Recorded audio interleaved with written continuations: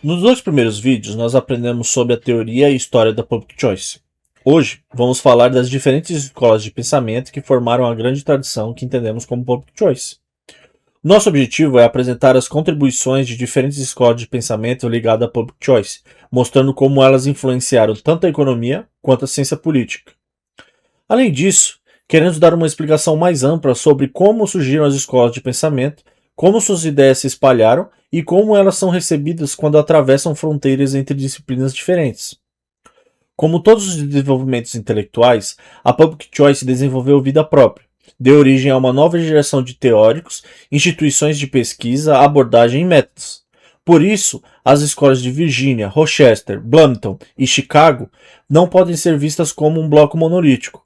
Cada uma delas tem contribuição de maneira diferente para a formação da tradição da escolha pública. A escola de Rochester ficou marcada pela forte formalização matemática e pela aplicação da teoria dos jogos à análise do processo político. A sua figura fundadora foi o cientista político William Hiker. Os estudos de Kent Aaron, Duncan Black, John von Neumann, além do uso de testes estatísticos, modelos formais, teoria dos jogos e econometria, foram as bases da abordagem de Rochester. Como a teoria dos jogos é aplicada principalmente a situações de conflito estratégico, os rochesterianos viam como natural, e até mesmo inevitável, a sua aplicação à política. Os principais conceitos teóricos desenvolvidos por Hiker e pela escola de Rochester foram a teoria das coalizões políticas, a instabilidade do voto, os ciclos majoritários e a erestética. Apesar da escola de Virgínia ter esse nome por conta da sua localidade, suas raízes intelectuais podem ser encontradas no Departamento de Economia de Chicago com Frank Knight. Buchanan foi aluno de Knight em Chicago e posteriormente tornou-se uma das principais figuras da Public Choice ao lado de Gordon Tullock. Juntos, eles foram fundamentais para a formação do Center for Study of Public Choice. As fontes de inspiração da escola de Virgínia vieram dos estudos de finança pública italiana e escandinava, da economia de Chicago e de uma crítica direta à macroeconomia keynesiana, à economia do bem-estar pigoviana e às finanças públicas de Musgrave. Enquanto Rochester se aprofundou na política eleitoral, os virginianos se concentraram no período entre as eleições e nas instituições que influenciam esse intervalo. Por isso, suas análises tratavam de burocracia, tribunais, regulação, emprego público, corrupção, grupos de interesse, rent-seeking e regras constitucionais. Rochester examinava as regras de votação em busca de paradoxos e ciclos. Os virginianos, por outro lado, apontavam para os desperdícios de recursos, os incentivos perversos da política democrática e o crescimento do governo. Os principais conceitos associados à escola de Virgínia são rent-seeking, log-rolling, falha de governo, economia política constitucional, ilusão fiscal e a ideia do Estado como Leviatã.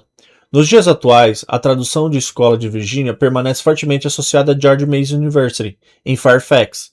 Autores como Tyler Cohn, Alex Tabarrok e outros economistas ligados a George Mason apresentam parte da nova geração influenciada por essa tradição.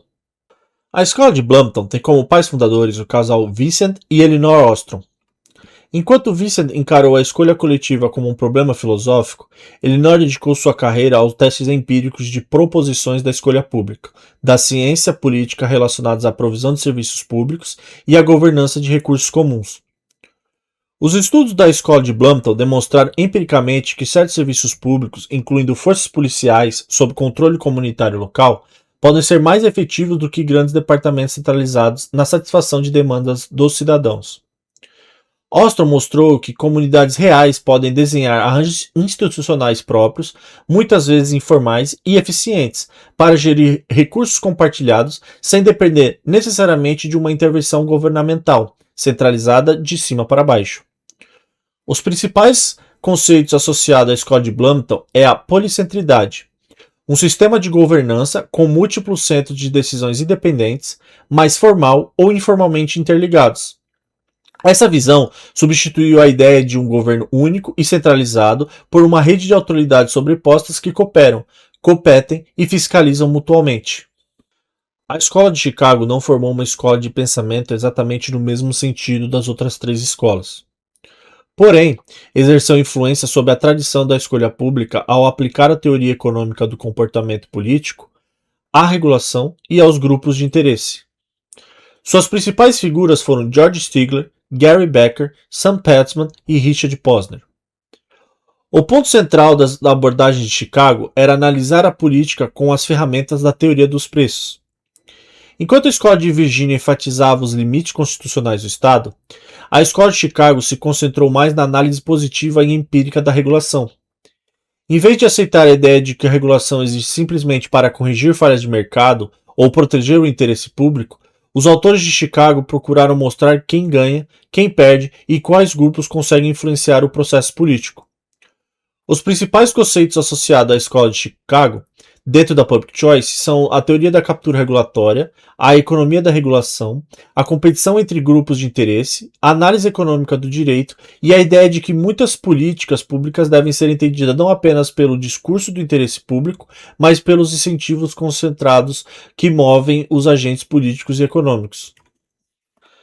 Apesar das diferenças, todas essas escolas compartilham uma ideia central. A política deve ser analisada com realismo.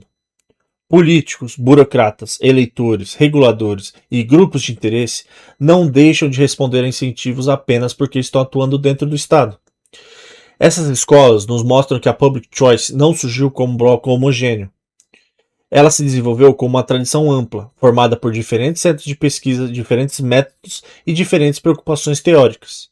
E é por isso que estudar essas escolas é tão importante. Elas nos ajudam a entender que o resultado do político não depende apenas das boas intenções, mas também das instituições, dos incentivos e das regras do jogo. Nos próximos vídeos, vamos avançar para o estudo dos conceitos criados por essas escolas para analisar a política sem romance.